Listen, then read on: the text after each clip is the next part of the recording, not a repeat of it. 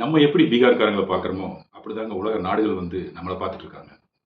ஒரு நாட்டுடைய மதிப்பு, மரியாதை உலக அரங்குல எத வச்சு தீர்மானிக்கிறதுன்னா, அந்த நாட்டுடைய பாஸ்போர்ட்டோட வலிமைய பொறுத்துங்க.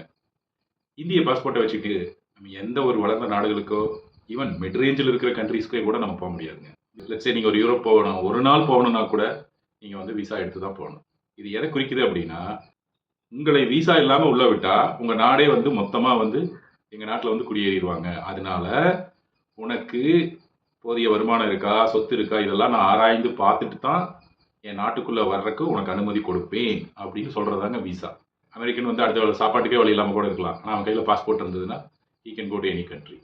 ஸோ நம்ம வந்து பொருளாதாரத்துல வந்து வளம் பெறாம, உலக நாடுகள் மத்தியில நமக்கு வந்து எந்த மதிப்பும் மரியாதையும் வராதுங்க.